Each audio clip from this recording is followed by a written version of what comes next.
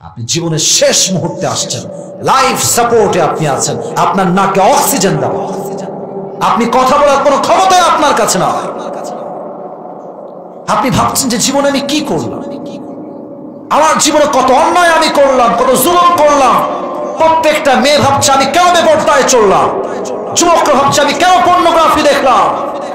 সব স্মরণ হচ্ছে সে সময়। হঠাৎ করে দেখছেন একজন মানুষ, যুবক, জানালা দিয়ে আকাশ থেকে নেমে আসছে। গাজীপুরের ভাইরা, জমিন থেকে না আকাশ থেকে? জবাব জোরে চাই, আকাশ থেকে না জমিন থেকে?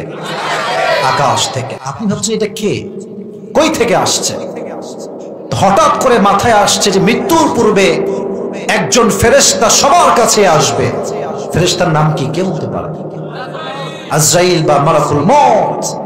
আপনি বুঝে গিয়েছেন আপনার জীবনের শেষ ক্ষণে, শেষ মুহূর্তে আপনি পা রেখে ফেলেছেন। এই মুহূর্তে মানুষের জীবনের মৃত্যু হবে দুই প্রকার। Number one, the death of people, those who perform the salah, and number two is the death of people, those who do not perform the salah. এক হবে নামাজি বান্দার মরণ, আর এক হবে বেনামাজি বান্দার মরণ। নামাজি বান্দা যেই যুবক হবে, নামাজি মুরব্বী যেই যুবক হবে, তার সামনে মালাকুল মউত সাদা ধবধবে যুবকের বেশে আসবে। তার দেহের পোশাক হবে সাদা, গায়ের রং হবে ব্রাইট কালার তথা ফর্সা। তার চেহারাতে দাড়ি থাকবে চাপ দাড়ি লম্বা। তার চেহারাটা এত সুন্দর হবে, তার চেহারার নূর দেখে, চেহারার সৌন্দর্য দেখে নামাজি বান্দার চেহারা একটা সুন্দর মুচকি হাসি বের হয়ে যাবে। সুবহানাল্লাহ পড়বেন না আপনারা? এবার দেখেন মালাকুল মউত এসে আপনাকে কি বলবে? এসে বলবে, ইয়া আইয়াতুহান নাফসুল মুতমাইন্না উখরুজি ইলা মাগফিরাতিল্লাহি ওয়া রিজওয়ানিহি। এই প্রশান্ত আত্মা, টেনশন নাই, কাম আউট, বের হয়ে আসো। কোথায়? ইলা মাগফিরাতিল্লাহি ওয়া রিজওয়ানি, এক কথায় আল্লাহর জান্নাতের দিকে বের হয়ে আসো। সুবহানাল্লাহর আওয়াজটা গাজীপুরের মনে হয় নাই?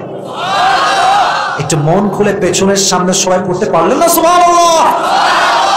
বের হয়ে আসো আল্লাহ সন্তুষ্টির দিকে, রুহটা বের হয়ে আসবে। আচ্ছা, এটা আমার হাতে কি?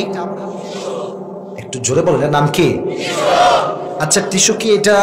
দেখেন তো গোল না চার কোনা? চার কোনা। হাদিস বলবো তো, তাই একটু এক্সাম্পল দিলাম। কাফাম মিন আকফানিল জান্নাহ ওয়া হানুত মিন হানুতিল জান্নাহ। নামাজি বান্দার রূহকে রিসিভ করবার জন্য আল্লাহ তাআলা জান্নাত থেকে মালাকুল মউতকে দিয়ে একটা রেশমি রুমালের কাপড় দুনিয়াতে জান্নাত থেকে পাঠায় দিবেন। সুবহানাল্লাহ পড়বেন না? কতটা স্পেশাল রূহ আপনার, because you are the man who perform the সালাহ।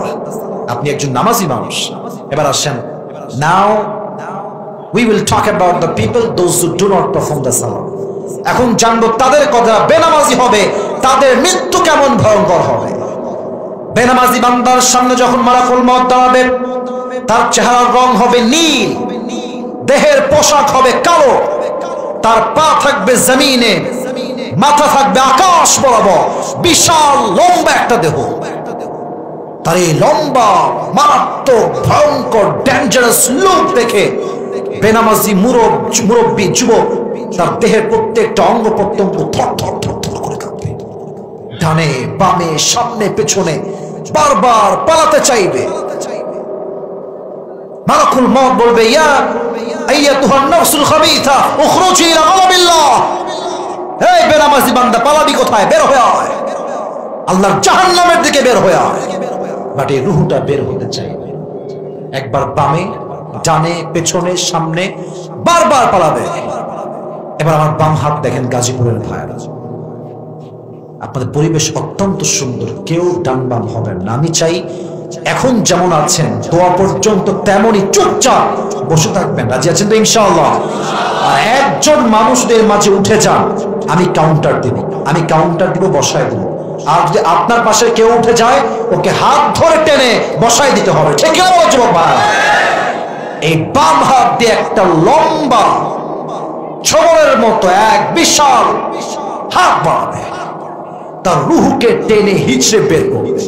হাদিসে এসেছে, একটা জীবিত ছাগলকে যাবেহ না করে তার চামড়া যদি কেউ টেনে হিচড়ে এমনি ছিঁড়ে ফেলে চাকু দিয়ে, ব্লেড দিয়ে, ওই ছাগলটার যেই পরিমাণ কষ্ট হয় তার চাইতে কমসে কম 70 গুণ বেশি কষ্ট দিয়ে বেনামাজি বান্দার রূহটায় কবজ করে। সকলে বলেন নাউজুবিল্লাহ।